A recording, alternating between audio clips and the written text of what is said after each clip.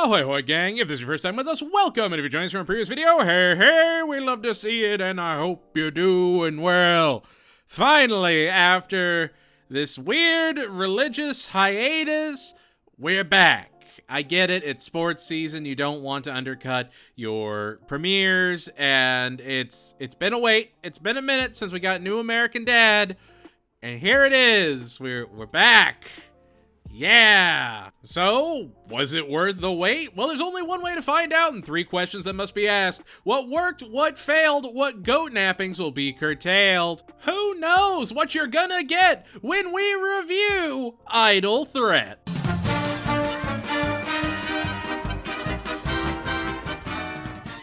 I'm conflicted, gang. Because on the one hand, I want to say if you're watching from an entire season burst, this episode might hit better than if you've been waiting for 3 weeks for the return of American Dad. But then I watched it again. I actually watched the first 4 episodes and then this episode just to test that theory, you know. Granted, we can't speak on the next episode, but apparently it's got Baba back, so, you know, they're not dead. That's good. I've been reviewing American Dad for a long time. I have been watching it for an even longer time. And I gotta say, in my many years of dadage, not once have I ever gone, you know what? American Dad needs a Mertz episode. We haven't had enough Mertz.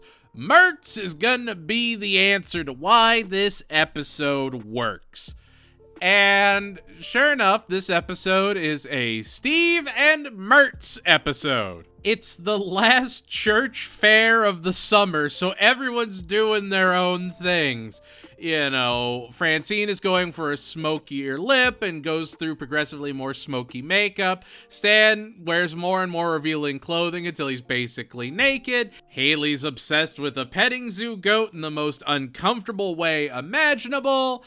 And Steve has this, like, bullwhip belt. And yeah, he's gonna be the whip belt guy. That's his thing. Look at that new belt. Steve's really turning it up a notch. And, like, I don't hate that. I don't hate how mild his change is compared to everyone else. I don't hate that Roger is enthusiastic about being a carny. I don't hate that Klaus is given away as a prize and goes off to some office. What I hate is that none of it really matters. Like, again, Roger being a carny, you can cut away to that. That is your buffer for the rest of this story that it just never uses. So what's the episode then? Well, Mertz sees Steve confident about his belt and is compelled to bully him. He takes him into a very dangerous carny Ferris wheel and proceeds to just keep bludgeoning him until he falls out of the car and Mertz has to save him, looking like a hero to everyone, and Steve is determined to show everyone that Mertz is in fact a bully and has not turned over a new leaf. Now, you could subvert expectations with this very generic play. This is something that has been done over and over again, and you really have one of 2 paths you can take it, right? You can A, have the bully feel genuine remorseful and change for the rest of the series, or B, have it be the long con. Have it be something where they have been building up all of this tension, making them really start to second guess themselves and go, wow, maybe the bully did turn over a new leaf. And then the bully just starts bullying even worse. It never does either idea well enough to stick the landing. Because, yeah, you keep seeing moments where Mertz is like, I've turned over a new leaf, Steve. I'm on your side now. I don't believe in violence. And you're like, okay, maybe he's genuine. But literally every other time you've seen Mertz, he's been the worst, other than like when he's consoling in Snot about the fact that they both have dead dads or whatever. Which, like, we're all card-carrying members of the DDS. That doesn't allow you to be a jerk. That's Dead Dad Society, TM. Put a little TM next to it so I always get a little cut. And it's like, everybody knows Mertz is the worst. It's not like he only bullies Steve. He bullies everybody. He is the school bully. And now they're just flipping on that completely, which is fine. You can absolutely do that well. It just never sticks the landing. I think a lot of that has to do with Judah Miller's performance as Mertz, which is not an insult to him at all. It's not an insult to what he can do or his caliber of acting or anything like that. It's just he makes Mertz sound so unapologetically just bully. Like he is the perfect bully voice. You cannot imagine him doing something that isn't being a bully. And if nothing else, you have to commend the effort there. But it doesn't work as an A story.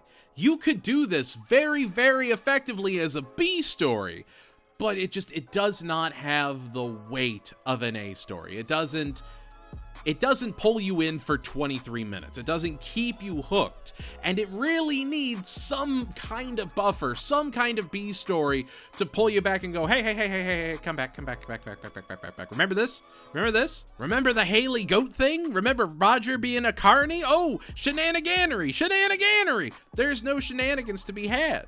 It just keeps being more of Steve and Mertz. And there's plenty of Steve-led A stories without a B story that are really, really solid. This just isn't one of them. And it's so weird looking at it compared to even just the last 2 episodes of the season. Camera stand, we got a fantastic B story where Klaus is making more Klauses out of the baristas turned snails. That's great. That's a great cutaway. That's a great thing to pivot to keep the attention divided. And then powering through the episode before that was a way stronger Stan and Steve episode that could hold your attention without a B story. It had enough going on that it felt whole. And this episode never realizes its potential, which is so upsetting because it hits all the notes it needs to hit to do well. You have Scott Grimes being that very nasally Steve. You have Trish and Sue still being delightfully chaotic. And I'll say it, people are like, when's Terry coming back? It was just because they went to TBS. Terry's on his way back, right? I'm glad Terry's gone. Give me more of Trish and Sue's. I need more of that sizzle. Morning Mimosa is a maelstrom of chaotic good vibes. I adore Morning Mimosa being this integral part of Langley. Like, Steve, you're not gonna believe this. We're gonna go on Morning Mimosa. Like, wow, of course. You've got to go and see Trish and Sue's, and who knows what's gonna happen there. And like, I feel like that's kind of the point of the episode.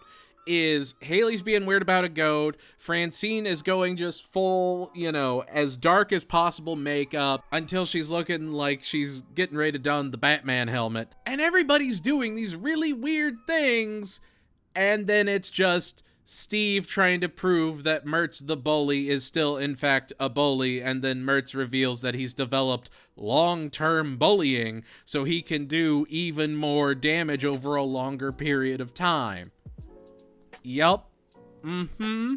That sure is a punchline. You had Roger as a carny right there. You could do, 4 or 5 jokes with that and at least break this A story up. Because this A story just did not have the legs on its own. Was it worth the wait? No. Does it fit within the first 5 episodes? I guess, man, but it's not the worst episode. I still think that's the pool party episode, but it's close down there, and that breaks my heart. I want more episodes up towards Flume Room. We've got to get closer to the Flume Room. It kind of floated through. Now, I will say, good thing about this episode, the jokes are great.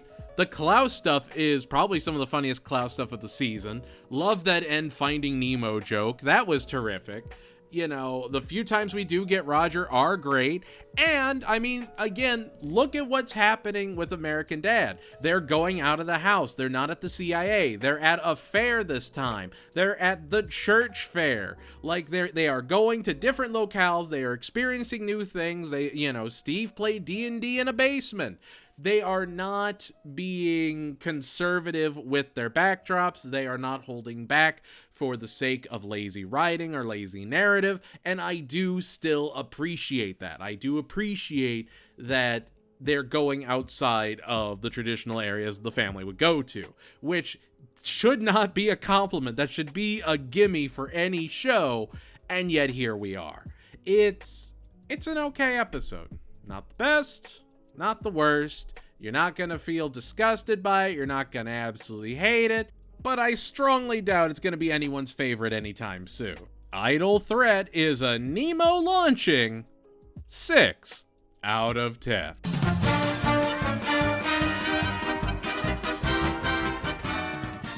And there we have it. That was my review of Idle Threat. Anything you think I was right on? Wrong on? What were your favorite parts of the episode? Least favorite? Let me know in the comments below. And if you like what you saw, consider liking, subscribing, and telling your friends. We're out here. Yeah, no, it's just a simple Steve and Mertz adventure. Man, so glad we got more Mertz. What a character to focus an entire episode on. Yes. Mertz. I don't know. I feel like even if you had just like Billy added in there or even Rogu, give us some extra element to it. Because, yeah, it was there. Jokes were solid. Fantastic jokes. Just overall, it was okay. It was not the best of the season. Anyway, that's going to do it for us here at the Lecture Hall. And if you want to support the channel, consider joining our membership or Patreon programs today. $2 a month gets your name on this fancy list of champions. Look at how awesome and cool they are. Like always, stay strong, keep fighting that good fight, and remember, you matter. No matter what, I believe in you. Keep fighting that good fight.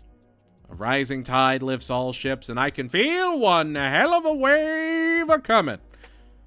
Goodbye, everybody, and I'll see you all next time for probably a Family Guy episode review. There's so many of them, and sometimes you gotta find a place to put Smiling Friends Season 3. Boy, do I have thoughts about Smiling Friends Season 3. Seasons 1 and 2 available right now. That's right. Call back to Smiling Friends. That's right. Alan's landlord made an appearance. Let's go!